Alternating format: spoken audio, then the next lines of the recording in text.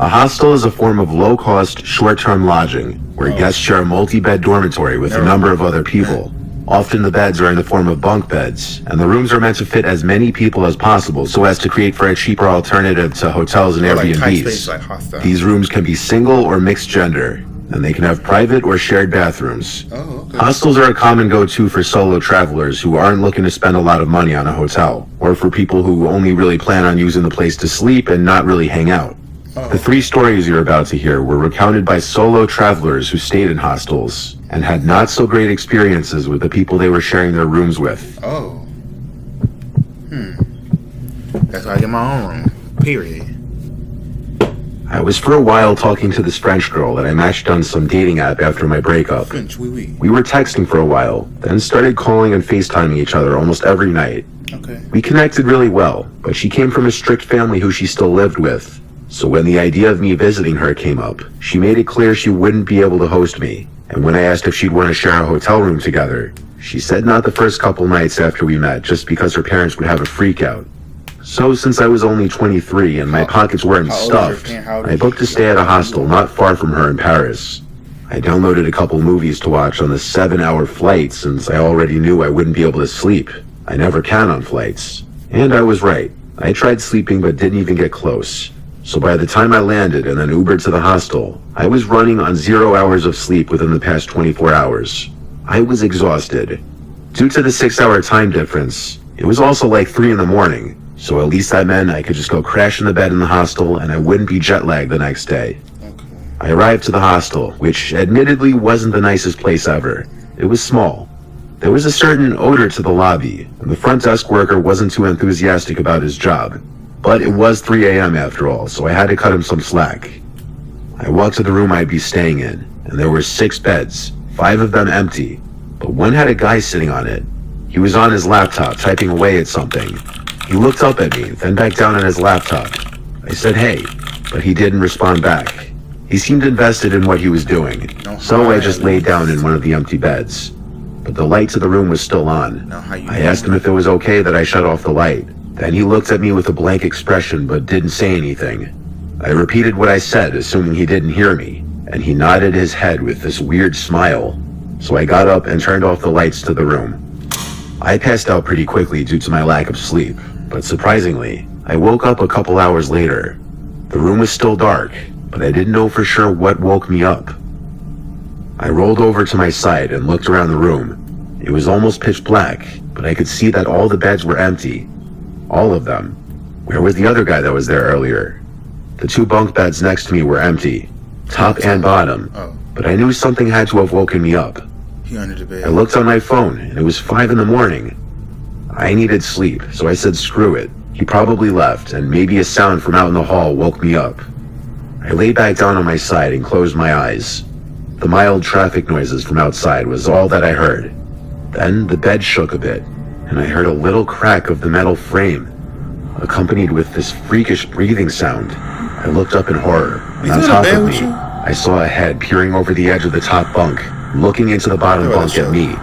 I can see the same creepy smile on his face, and his medium to longish black hair was drooping down with gravity below the top of his head as he hung upside down. It was a horrifying sight that words really can't explain. I screamed and fell off the bed as I realized what I was looking at. He sat up in the top bunk and continued looking at me. I screamed, "What the F are you doing?" as I threw something at him. He started to laugh, this really strange, off-putting laugh. I immediately turned the light on and went through my stuff to make sure nothing was stolen, while watching him at the same time.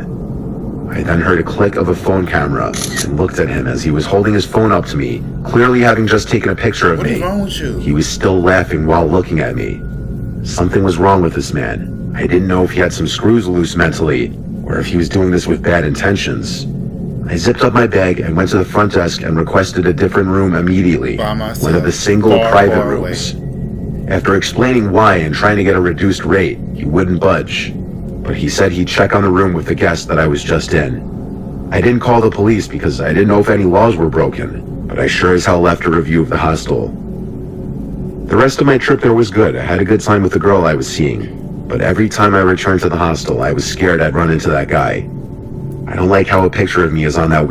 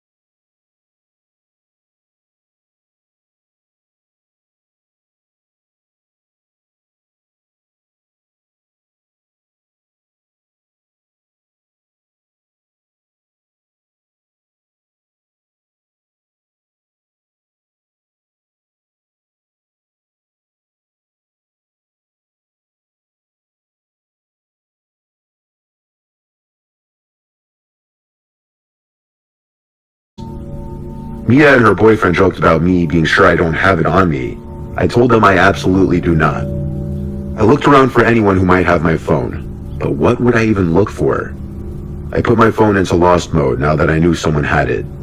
Mia's boyfriend screamed out, "Did anybody find a lost phone?" But no one came forward, though everyone looked at us and some people laughed, that's for sure.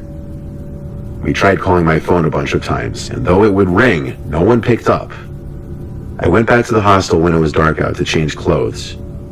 As I was walking back, I was starting to accept that maybe my phone wasn't going to be returned to me, but I felt like this weird-looking guy was following me. He took every single same turn I took. I don't think he noticed that I noticed, but I was very suspicious he was following me. When I got back to the room, I went on my laptop before getting changed to find my iPhone again, and now the location was back in the hostel. He was following. I was excited because I thought maybe they were returning it. I checked the front desk though, and nothing. I asked a bunch of people in the hostel too. No one had it, or at least they weren't admitting to it. So I went to Instagram on my laptop and started DMing Mia to keep her updated on when I'd be ready to meet them out. I went to take a quick shower, then changed into more going out appropriate attire. When I came out for the bathroom and back into the room, I was shocked to see that man that I thought was following me was sitting in one of the beds on his phone. There were 2 other guys in the room with us at that moment, but I had a scary thought, so I hurried to DM Mia to call my phone right now. She said okay, and then I heard the sound